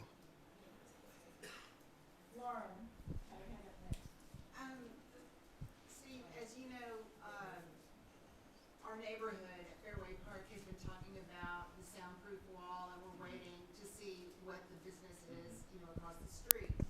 But the more I think about it, the more that one area has had problems in the past, which you fixed just recently, with the drainage issue. Now we had inadequate draining, now we have adequate draining because you got on it. So my question to you is, I feel like that it is such a big kahuna. I mean, it's such a big project to try to figure out how to do that soundproof wall when you have a wall on our end that is compromised. And I feel like that if our neighborhood works in a silo and if the city works in a silo, that we're not going to have the best outcome. So I want to know if you would be willing to point me in the direction of someone in the city that we could partner with and have our community work with, along with our engineer, and then have someone with your engineer, because I think it's too delicate of a situation. Yeah, I agree. So what she's talking about is Avenue K on the south side of where the new warehouse is being built, just west of Duncan Perry. You're absolutely right. That's why I want to wait, and we should know fairly quickly who the tenants are going to be. They could lease that to a long-term user that doesn't have heavy trucks. Probably not.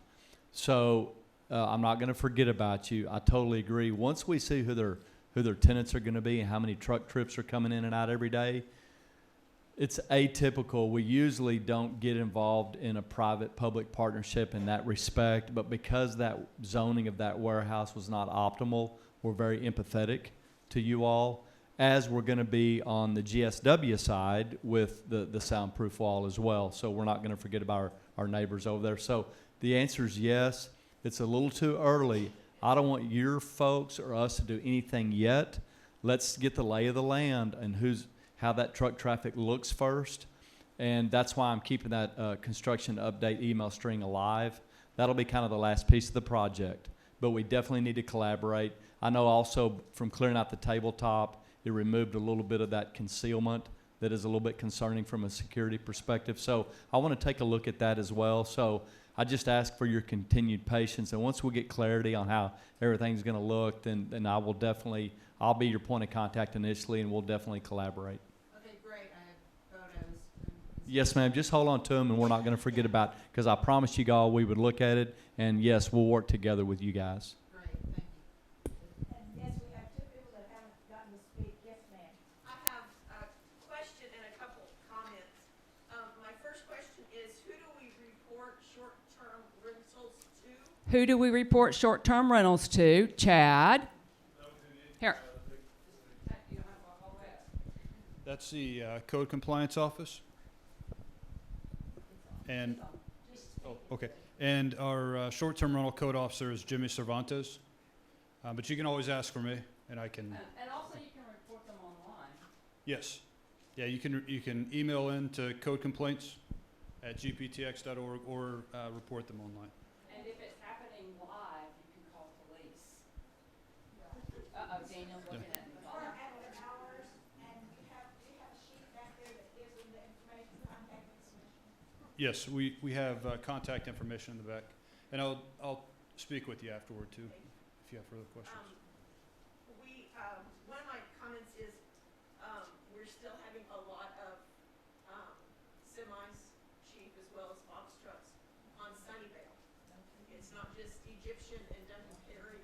We get a lot of them on Sunnyvale. We have them come up Duncan Perry to Sunnyvale. The semi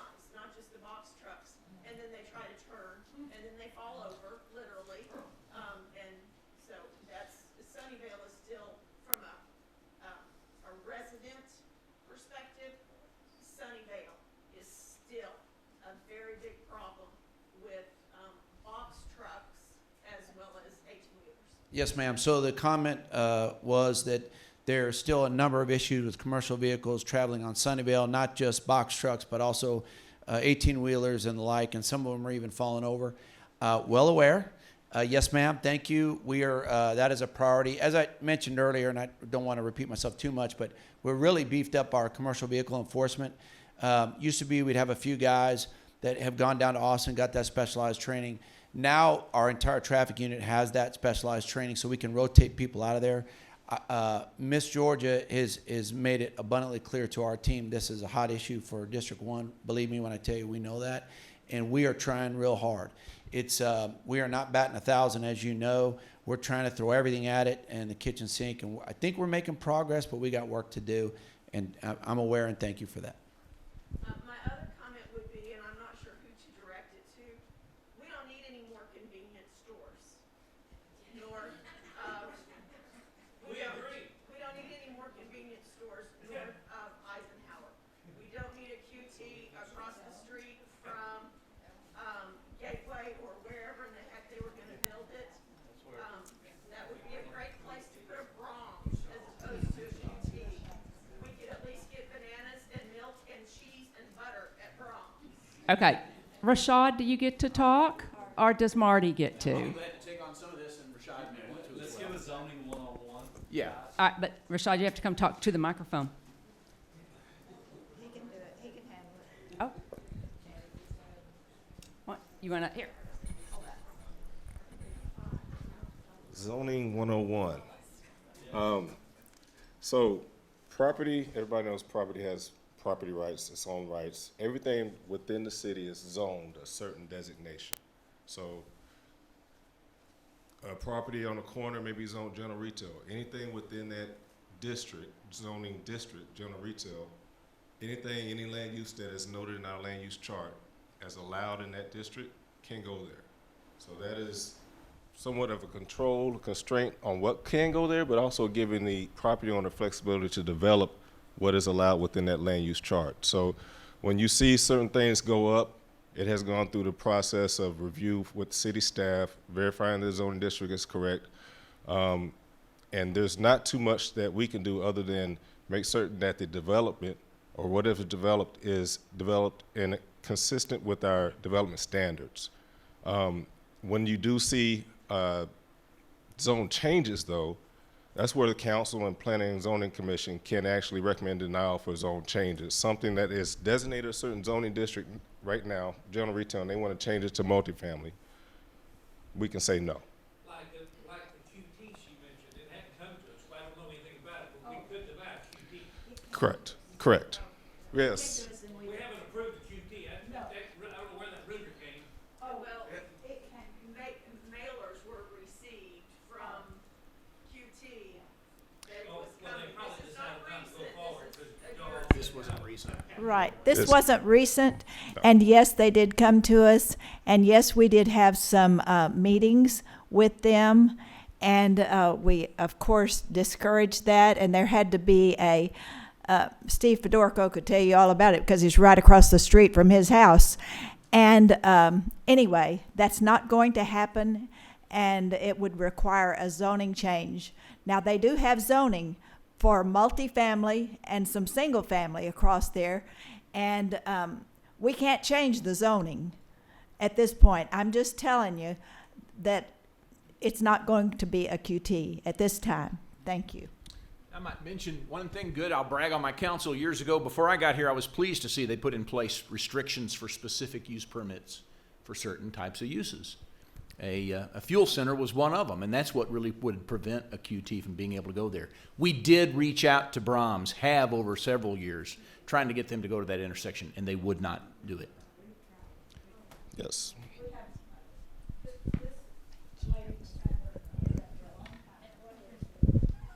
My question is concerning 7th Street at Safari Parkway.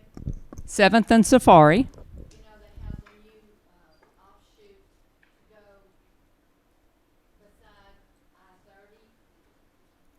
And is there any way that there can be some signage to put up so those diesels, those 18-wheelers will not come around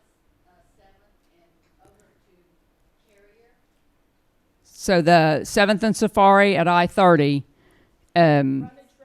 frontage road. Aren't they allowed to go up the new frontage road? They can cross over Carrier going over to 30. Correct. Let me get with you after so I get you exactly what Yeah. you're talking about. There's still a lot of 18-wheelers coming from 7th of Egyptian. They're turning. Oh, okay. I know what you're talking about. Okay. Egyptian and Esquire 7th, and I'm outside all the time, and I'm gonna start taking pictures. Thank you. That's a good thing. Get some drivers, some license plates. Okay, so we're talking 7th and Egyptian. Okay, yeah, we can take a look at that because trucks are not allowed there, and there may be a situation where we need additional signage, and we can handle that. Off of 30 onto Safari, are they allowed to go up the new frontage road? You know, the brand new one right beside 30. If they're on the frontage road, yes, ma'am, they are allowed on the frontage road. Because they can actually get up on that new up ramp and get on to Carrier or to 161 or to 30. Just Yeah. one second. If you'll get with Walter afterwards, and he can clarify that for you. And also, Steve Fedorko is next with a comment. Yeah, George, just wanted to clarify with you, because you're right, I did follow a lot about the QT effort to put a gas station there across the street from my house at 161 and Lower Trent Road and Cary Parkway. And you said multifamily, and just to make sure I think I understand the same way, that didn't mean apartment, that meant condo, so individual title for. Townhomes, I believe is what it is. So And the- I think there are two different zonings for that big piece. I think there are two different zonings for that large piece of property, and I would have to go back and visit that to see exactly what they are. But you're right, one was townhomes. And at those two meetings that we had, most residents, those of us that live 50 to 150 feet away from where this would be, welcomed that there would be individual title townhomes. Right, they preferred that to, compared retail or gas or station QT, anything else like that. yes. Okay, where are we now? Yes, sir. In regards to the park across the street from Larson Elementary, when is that park, is it open now? The park across from Larson Elementary on Avenue K.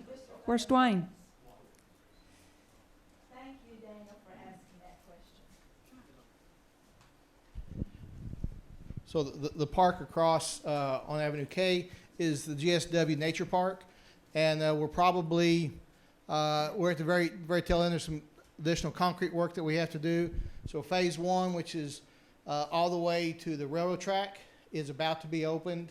There's a couple things we have to move around, but it should be opened probably for the general public probably by the first of the year, if not sooner. Will they be clearing off that brush in front of it, or they just gonna leave it, all those trees and stuff in front of the park? We'll see. There's going to be an entrance off of Avenue K. And so all that should be all cleaned up. The construction entrance will get removed, and all that gets cleaned up for access down into the park. Well, what I'm saying, so from the street, it's got all those trees in front of it, you got this walkway that comes up to the, so will that be cleaned off so you can see the park, or it just gonna? That's going to, no, we're going to leave that. Yeah, we're leaving all the trees there. We just came through with the construction entrance, which is going to turn into the entry into the park for the trail. So it's gonna be a lit park, it's gonna have lights in there? No, there's no lights. No. So it'll operate like most of our parks is from on the curfew, 6 a.m. to 12 p.m. But most of our linear trails are not lit.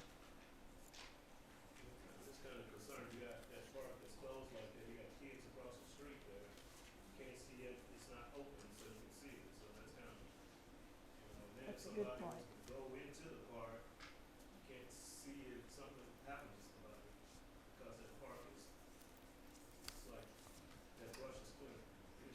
There are residents in townhomes. Sir, what we'll do is we'll have our crime prevention team take a look at that plan, and a lot of times through environmental design, we can make some adjustments, so let us take a look.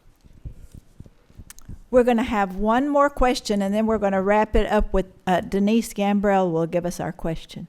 I didn't hear, Chief, did you say you had information back there for that mental health program? The code program. Do we have flyers on Cope? Yes, we should, and also it's at grandprairiepolice.org. Either one. So, or I can give you my card and email it to you directly, Denise. Yeah. Yes, ma'am.